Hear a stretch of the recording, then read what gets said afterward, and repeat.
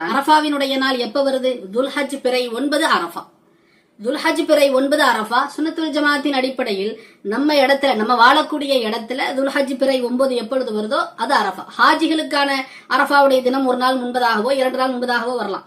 நமக்கு எப்ப துல்ஹஜ் பிறை 9 வருதோ அது நமக்கு அரஃபாவுடைய நாளாக கருதப்படும். பிறை 9 தஹஜ்ஜுல, பிறை 9 தஹஜ்ஜுத் அரஃபாவினுடைய தினத்தின் தஹஜ்ஜுல தாங்கள் இந்த அமலை தாங்கள் செய்து கொள்ள வேண்டும்.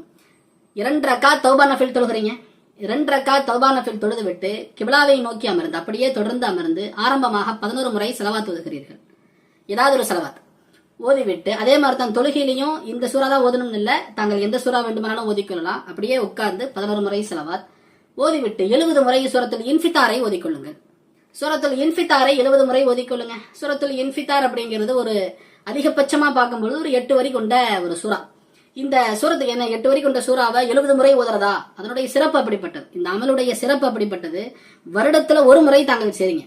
இந்த அமலின் மூலமாக என்ன கிடைக்கும் அப்படின்னு சொன்னா, அவரால் அந்த நோக்கம், அந்த தேட்டம், அவருடைய பல நாளத்தினுடைய வாழ்வினுடைய நோக்கம், தேட்டம் இன்ஷா அல்லாஹ் இந்த ஒரு அமலின் மூலமாக அல்லாஹ் பூர்த்தி செய்கிறான். அல்லாஹ் சுப்ஹானஹு வ தஆலா அவருடைய பாவங்களை மன்னிப்பதோடு எவ்வளவு பெரிய தடைகளாக இருந்தாலும் இந்த ஒரு அமலின் மூலமாக அல்லாஹ் அந்த தடைகளை நீக்குகிறான்.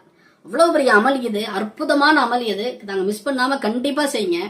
அந்த அமலை தாங்கள் செய்துவிட்டு கேட்கும் துவாவை அல்லாஹ் கபூல் செய்கிறான். எந்த நோக்கத்திற்காக இந்த அமல் செய்யப்பட்டுச்சோ, எந்த நோக்கத்திற்காக நீங்க துவா செய்றீங்களோ அந்த துவாவை அல்லாஹ் பரிபூர்ணமாக கபூல் செய்யறான். சாதாரணமா இந்த அமலை தாங்க எடுத்துக்கொள்ள வேணாம். இது ரொம்ப பரிபூர்ணமான அமல், அற்புதமான அமல். நீங்க செய்யுங்க. செய்துட்டு அதனுடைய உண்மையை நீங்க உணரும் பொழுது ஒவ்வொரு அரஃபாவுக்காக வேண்டியும் தாங்க இயங்குவீங்க. சூரத்துல் இன்ஃபித்தாரை தாங்கள் 70 முறை ஓதுங்கள். ஓதிவிட்டு 786 முறை பிஸ்மில்லாஹிர் ரஹ்மானிர் ரஹீம் என்பதை ஓதிக்கொள்ளுங்கள். 786 முறை பிஸ்மில்லாஹிர் ரஹ்மானிர் ரஹீம் என்பதை ஓதிக்கொள்ளுங்கள். 41 முறை தாங்கள் தஸ்பீஹ் யூனுஸை ஓதிக்கொள்ளுங்கள். லா இலாஹா இல்லா அன்த சுப்ஹானக இன்னி குன்து மினல் ஸாலிமீன். தஸ்பீஹ் யூனுஸும் பயன்படுத்தப்படுது, ஆயத்தே கரீமானும் இந்த தஸ்பீஹுக்கு பயன்படுத்தப்படுது. தாங்கள் இதனை 41 முறை ஓதிக்கொள்ளுங்கள். பிறகு மீண்டும் 11 முறை ஸலவாத்தை ஓதிக்கொள்ளுங்கள். ஆரம்பத்துல 11 முறை ஸலவாத், அதுக்கப்புறம் சூரத்துல் இன்ஃபித்தார் 70 தடவை, அதுக்கப்புறம் 786 தடவை பிஸ்மில்லாஹிர் ரஹ்மானிர் ரஹீம், அதுக்கப்புறம் 41 முறை தஸ்பீஹ் யூனுஸ், அதுக்கப்புறம் மீண்டும் 11 முறை ஸலவாத் ஓதிட்டு அல்லாஹ்ட்ட மனமுருகி துஆ செய்யுங்க. அப்ப இந்த அமலை நீங்க செய்யறதுக்கான அந்த தஹஜ்ஜுத்தினுடைய நேரத்துல இந்த அமலை செய்யணும். அது மாதிரி கொஞ்சம் முன்னாடியே இந்த அமலை தாங்க செய்ய ஆரம்பிச்சிருங்க. ஏன்னா 70 தடவை ஓத வேண்டியது இருக்கு. எப்படி பார்த்தாலும் இந்த அமல் மொத்தமா ஓதி முடிக்கிறதுக்கு ஒரு 1.5 மணி நேரம் அப்படி ஆகலாம்ங்கிறது என்னுடைய கணிப்பு. தாங்கள் இந்த அமலை செய்துவிட்டு விடத்தில் மனமுருகி துவா செய்யுங்கள். எந்த நோக்கம் உங்களுக்கு மிக மிக முக்கியமான நோக்கமோ அந்த நோக்கத்தை அல்லாஹ்விடத்தில் கேளுங்கள். தடைகளை நீக்குவதற்காக அல்லாஹ்விடத்தில் துவா செய்யுங்கள். யா அல்லாஹ், உன்னுடைய தஹஜ்ஜுத்தினுடைய இந்த வேலையின் சிறப்பு நீ என்ன தருவாய் என்பது எனக்கு தெரியாது. ஆனால் ரப்பே, உன்னுடைய கிருபையின் காரணத்தினால் நான் கேட்கிறேன். இந்த நேரத்தில் விழித்து கேட்கிறேன். என்னுடைய இந்த நோக்கத்தை கபூல் செய்வாயாக என்பதாக சொல்லி அல்லாஹ்விடத்துல மனமுருகி துவா செய்யுங்க.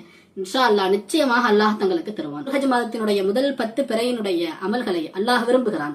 உலகின் ஆகச் சிறந்த 10 நாட்களாக இந்த நாட்களை அல்லாஹ் கருதுகிறான். இந்த 10 நாட்கள் கேட்கும் துவாக்களை எல்லாம் அல்லாஹ் தருகிறான். அரஃபாவினுடைய நாளை முக்கியமா தாங்க மிஸ் பண்ணிடாதீங்க. கண்டிப்பா அந்த நாள் இன்ஷா அல்லாஹ் நோன்பு நோருங்க.